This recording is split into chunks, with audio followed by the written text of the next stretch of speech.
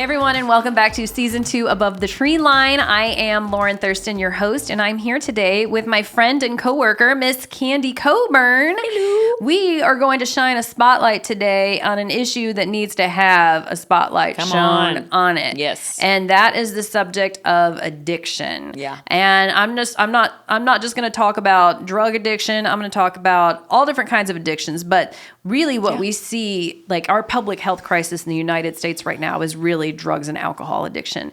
And Christians are not exempt from it. I mean, there are studies that will say that your faith, like if you're involved in your faith, it will reduce your likeliness to have an addiction. However, that doesn't mean it's eliminated. Yeah. We've got a lot of addicts within the church, and a lot of times it's secret. Like, because there's most shame. Of the time. Yeah. Almost all the time. Almost all the time. It's secret because Super there's shame in that. Yeah. So I want to give you just a couple of analytics or statistics here that I pulled regarding drug and alcohol abuse, and I'm going to let you speak into some of these. But it says about 48 million Americans ages 12 and older have battled a substance use disorder in the past 12 months. 48 million, 12 and up in the last 12 months. One statistic says in 2020, only 6.5% of people actually received treatment. 6.5%. And so that's all the rest of these people are just staying. Like they're either trying to do it on their own and failing, or they're just continuing. And since 1999, we've had almost 1 million deaths from substance abuse, overdoses. I've had 2 of people I know just in the last 6 weeks that passed away. Oh my gosh. Yeah. So this is a really big deal. In the United States, the number one most abused substance is alcohol. Yeah. It is very widely available. It usually leads to, if you have an addiction, like abuse of other, like, if I don't know, some people say like then marijuana comes and there are pills or whatever, and you start mixing everything. But I do know that men typically have a higher addiction rate than women. But you and I were having a fun little conversation offline about it. Men used to have a higher addiction rate, but that was known. Because usually the women were taking care of them. I think that was probably a lot of it too. Yeah. But there has been a major marketing decision to start targeting women. Yeah. With wine especially. Smartest campaign that's ever been created. It celebrates it. It's like... Well, it's the every day. Every day. Treat Rosé yourself. all day. Treat yourself. Yeah. It's on like kitchen towels. Like if you go Wimberley and go to little shops, it's on those cute, really cute little like wine, like insulated wine thermals. They're cute. I know, it's a great hats. campaign. Yeah. It's fantastic. And it's this thing that women celebrate now. Normalized it. Yeah. Every day we're going to drink wine because we deserve it. Mm-hmm. Like, what do you say to that? And that's great for some folks, but not if you have family members as well that were alcoholics, because that's really what we're seeing the most problem now is people that had already bad DNA, and then they're going to go, let's do this campaign. Yes, I deserve it. And then things go south for them, So it's way more women, way more than ever now. And it's moms driving their kids, all the things. Mm-hmm. Yeah. Well, I've even, like, when we would go to, like the, not little league games, but, like, the little soccer games and all that, it would be, like, middle of the day, but everybody has their big insulated cups now, and you would smell alcohol on their breath. It's so easy to, like, throw vodka into a Gatorade bottle 100%. Or whatever. And so I think a lot of people are consuming. I've even like run into people who smell like it, like at the elementary school, and no 100%. Shame here. Like I don't judge those people, but it's this secret thing that we're doing alone. Like I feel like it used to be, let's all celebrate together, toast champagne, this great thing happened, but now it's like I'm drinking in secret. That's what normal people do. Y'all, and we think it's weird. Like, why would you only drink one drink? It makes no sense to me. Mm-hmm. But that's what normal drinkers and people do. All of us that are not, that doesn't make any sense. Once you put one in your body, it goes, hey, more is more, and it just changes how you think. It changes what you do. You don't have control anymore over it. And that's what the danger has been for all of this campaigning and this marketing and all this. It just, to me, it makes me super sad because they're fully taking advantage of people that have no idea what the risk is, And so, it's rampant everywhere. And all the things you just mentioned, I did all those before I got sober. And it just, you do things you don't want to do. It's Yeah. a disease, for a reason. It's called that. Yeah. And it's medically a disease. So there are these like addictive personalities. We talked Yep. about like genetic predisposition Yes. to addiction. So you mentioned that before like alcohol, you were addicted to other things. Oh yeah, it started as early as 5, and I didn't really know this until I went into 12-step, work, and then they have you do a timeline of your life. Like, okay, when did you just do your timeline and then look at any addictive, behaviors. So at 5, my grandmother was a great cook. I mean, she was so good, and she would make all these amazing, sweet treats and things like that. She put them all out on this deep freeze area, and I would get them and go in the closet and shut the door and eat them. And hide the wrappers. And I was only 5. And then I was, of course, overweight, because I would overeat and I would eat for medicating myself. Yeah, it was pleasure. It was. It was like, it was comfort. Because my parents were divorced. I was raised mostly by my grandparents most of the time. It was just crazy town in my family all the time. So this was something that made me feel comfort. Okay, so that was the first thing. Then you fast forward, and I'm like, and I was a fat kid, so, that's a whole weird stigma. And then I went to, then I moved. And before I moved, though, my dad was in Texas, and I will never forget it. I was 12 years old. He had wine coolers in his refrigerator in his garage, and me and an older girl that was hanging out with me, kind of babysitting me somewhat. She was 16, I was 12. We got those, and we drank them. And I was 12 years old. And I never will forget the feeling of laying in the yard and going, I found the answer. I found the answer to fix how I feel inside. And that was 12, And so that's, it seems crazy to normal people to hear that. But I already knew something was special about that. Now, did it become every day then? No. But then I fast forward, and in high school, got a taste of I got a feeling of like, oh, what is yeah. this? And see, I didn't know the addiction. I didn't know the history of my family. My grandfather and my great-grandfather were both alcoholics, but no one talked about it because it was not, it's shameful in the church, and you don't talk about that stuff, and you just hide it. And it was just a terrible, long history of my family covering it up because it was not really, you couldn't really talk about it back then, I don't think. So I didn't even know I was, predisposed to be an alcoholic at all. And so that was kind of like off my radar. And then in high school, I learned how to starve myself. I was full anorexic in high school, drank Diet Coke and Slim Fast, and wrecked my body, honestly. My body to this day still is always trying to recover from how I didn't take care of it, And then I go to college and I start drinking tons because it's free.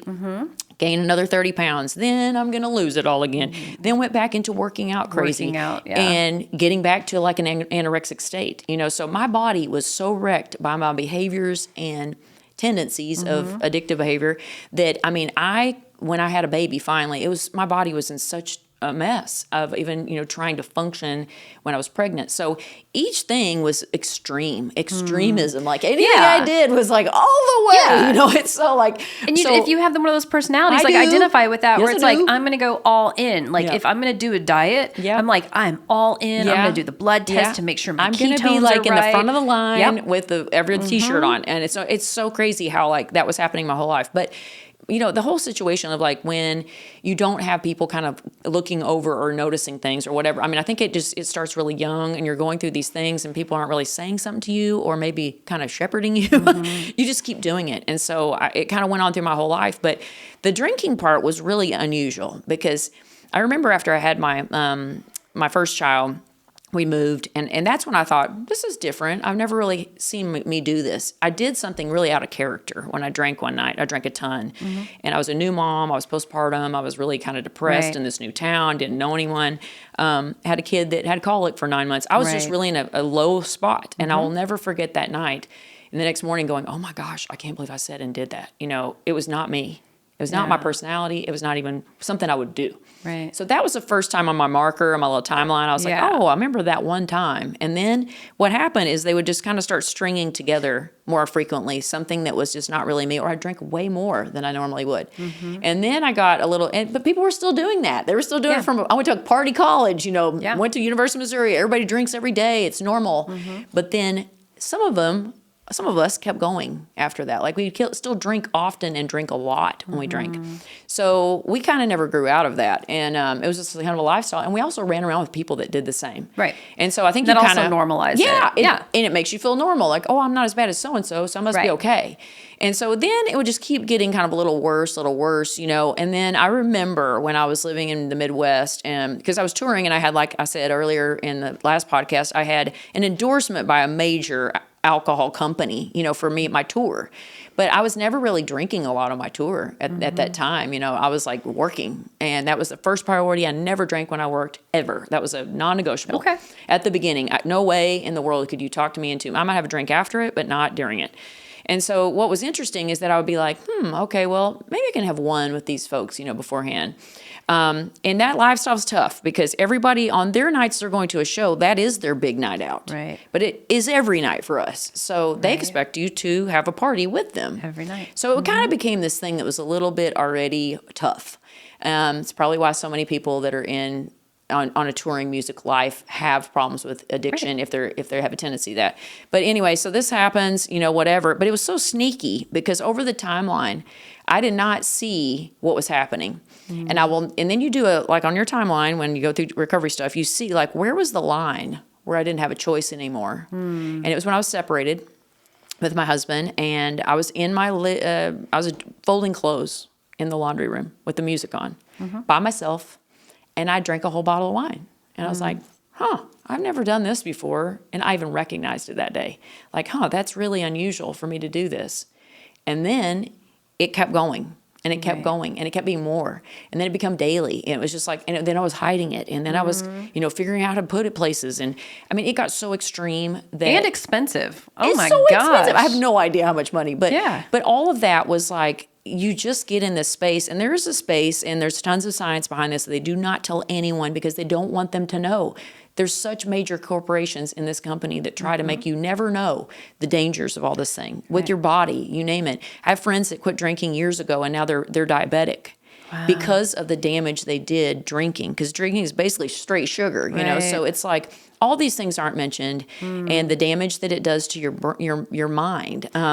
So also, like even when I learned this, when I went to a really short little rehab that was actually didn't believe in anything but teaching it out of you, and the only good thing I learned was, hey, when you stop drinking. Say if I stop tomorrow, and 6 months from now I'm like, okay, well I'm going to try to drink again. It's if you're an addict.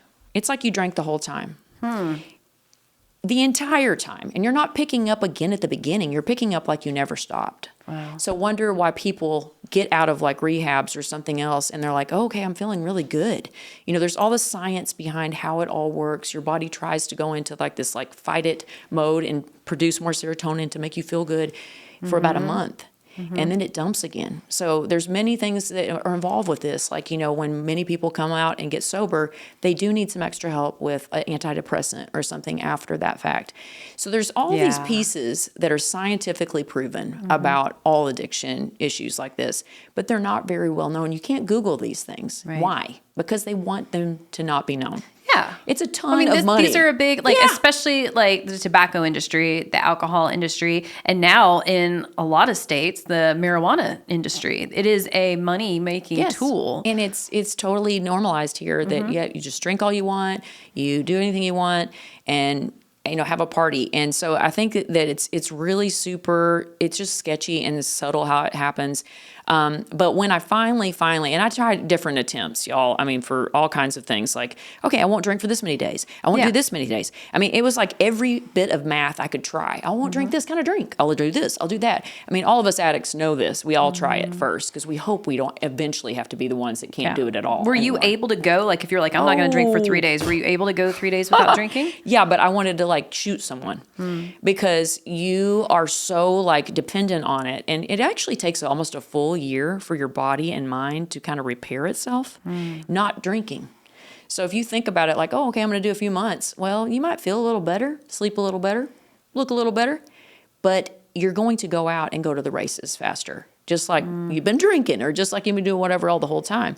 So it took me, so I tried different things. I got sober for a minute or like not drinking for a minute for about 9 or 10 months. I'm like, I must be great. I'll just have a glass of wine. within a month's time, I was back exactly where I'd been. So what would you say to people who I would say probably the majority of people do drink alcohol at some point in time throughout the week. Normally. So what do you say to people who do drink? Like, how do you know if you're an addict versus you're somebody who just consumes alcohol? Yeah, I think it for one, does it affect other people? How does it affect those around you? If you are different or it's causing any trouble in your life, you should take a look at it. Number two is when you have the intention and you have a drink, can you stop? Mm-hmm. Or do you end up drinking more than you plan? Mm-hmm. Are you putting in anyone in danger? Mm-hmm. Are you driving, doing anything that could be a risk to anyone? Those are just some simple questions. But there's this little thing you can Google called the Ask It basket. Okay. It's online. You just look at, am I an alcoholic? The Ask It basket. It'll have probably 10 questions. And if your answer is yes to most of those, you probably are or getting there. And maybe you have time still to work on it and not be one. Mm-hmm. But for those of us that cross that line, there is a line. You have no choice anymore. You can't go back and drink normal. There's no such thing. It's an allergy. It's a true allergy in your body. So when you put it in your mouth, then everything changes from what you had an intention set before, because you have a disease that tells you to do something that actually can kill you. And there's no cure for it other than getting in great programs to help you have people support you. Remember this. Not forget who and how your brain's made up now, so that you don't have to ever go back and do that. And let me tell you, the coolest thing out of all this is when I went through all this, I thought there was going to be no fun in my life. Like, how am I going to do anything without drinking? Because it's my whole everything. Yeah. And I was like, there's no way anybody could convince me that it was possible. But what happens is it took me about a year. It took a full year to get through all the things, like the family holidays and all the tough stuff. And I was on the phone all the time with someone in my 12-step program was saying, hey, how do I do this? What's this? Oh my gosh, help me. And I was panicking in all these situations because I didn't know how to lubricate those scenarios, without that. Yeah, like New Year's Eve. What are you going to do if you're not going into a bar or yeah. whatever, or, people are all drinking around you I learned a lot of skill set from these people. Because they're the only ones that know how to live like this. And that is probably one of the biggest things we talked about earlier, is that having a community that thinks like you do and how your brain is, and God's big, but he also created these communities to help us, because that when I am in a bind or feeling triggered or stressed or something reminds me of something old that I was ashamed of, I need to be able to pick up the phone and call someone that actually fully understands what that feels like. Now, there's plenty of people in the church. Wonderful. Yes. But do they know how that feels at that moment in that time and could tell me what to do? Probably not. Yeah. And that's why the both end of 12-step program or whatever you want to pick, there's Celebrate Recovery, there's all kinds of different ones, or something to give you a community. I'm not endorsing just one, just something has to be in most people, in a true addict's life. They have to have that community and of course, church community, because you need both, and you need a lot of support. You need a huge village around you to live out your life free. And there's also a lot of other wonderful things, like some freedom, programs and things like that to look into, and therapy. What made you need a crutch, and I still work on that all the time. Things from my childhood, because there's something deeply rooted in there that you're medicating. Why did I grab at something in the first place? Yes, my family had a lot of history in it, but then I went for it, but my sister didn't. So, that's even a question all the time. How did I get it and not her, Right. So those things are all the things that I can vet out with other people that have lived this. Hey, how did you deal with this thing? What do you do in this situation? Having a great plan of what do I do instead? Right. Every time. Right. Well, I wondered that because not too long ago you were playing at a little joint in my neck of the woods out at Pootie's. Yes. And I was emceeing the event. And my husband and I were there with some other friends. We were having beers and I was talking to the crowd and introducing you and everything. And then I wondered in that moment, I was like, is this hard for Candy? Should I not be doing this? No. What? The answer is no. Okay. Now, when I started, was it tough? Yes. Yeah. I will never forget some wonderful people in the 12-step program. I mean, I didn't know how to do a show without drinking at the end. And I was there literally Yeah. You know, it was so scary at the beginning. But the thing is, they were so wonderful. They came out and took me to that exact venue and said, okay, we're going to get you a Topo Chico. And I was like, what's a Topo Chico? Yeah. And I was like, Yep. what is that? It's in a cool looking bottle. Yeah. It looks pretty cool. And it gives you something to hold on to. And they helped walk me through all that. And that is what I'm talking about, is like, who else would know how it feels to sit in a space like that when everything around you is about drinking? Yeah. And they were so encouraging, and they were like family to me, you know, of like, here's what you're going to do, and here's how this is going to happen, and whatever else. And that is what got me through it, and each one at a time. Now, I don't have any problems with that, but there's a reason I don't have any problems with that. It's because I'm constantly involved in working a program for my life, because my mind likes to go back and think that I can do anything I want to. Yeah. And it will.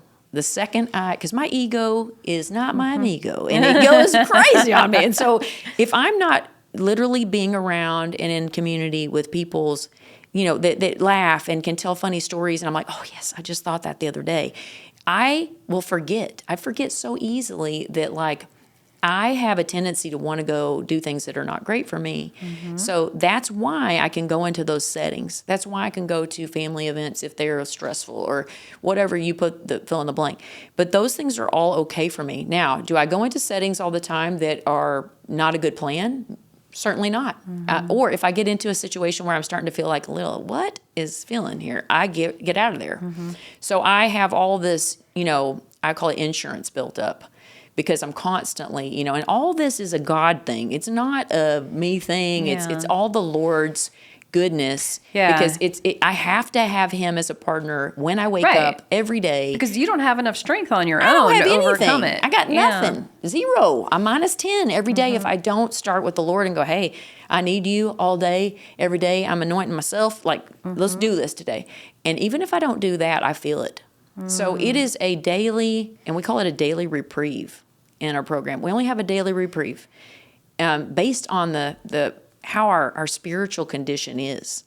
So if I'm not spiritually fit and good with God, then all bets are off on whatever. And it might not be a drink, but it might be something I say to people, or my anything, you know, or my honesty, or fill in that blank, you know, because it can also be easy to lean into another thing that you're extreme about, like working out too much, or managing my children too much. Definitely or food, and for a lot of women, Food, it's shopping. Gambling. Like, yeah. Keep going. You know, there's a million of them. Yeah.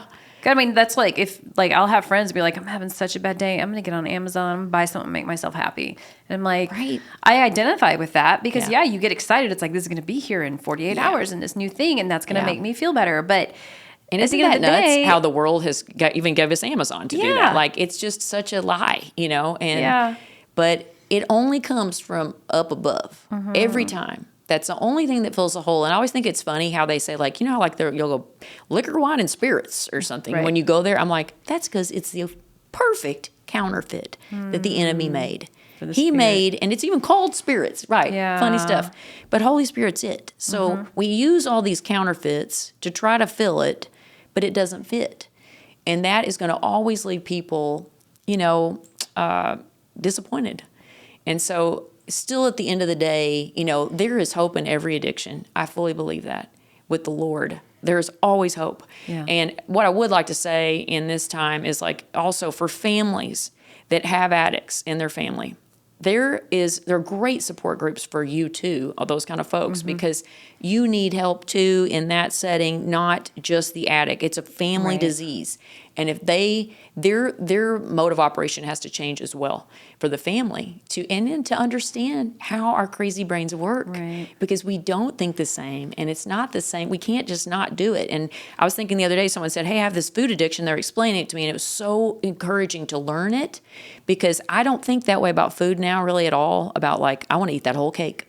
But when they described how it felt when a cake was there and how they could not eat it, and it was literally all they focus on, I was like, oh my gosh, that's just like alcohol used to be for me. But it made me understand them better, and it made me have compassion and go, oh my gosh, that must be so hard for you.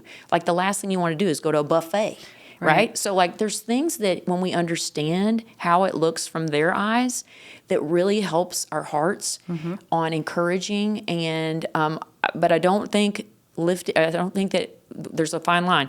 Like as a family, enabling is not helping them. Right. So whoever it is in your family, if they have an addiction, you cannot keep propping them up. It's only delaying a terrible disaster.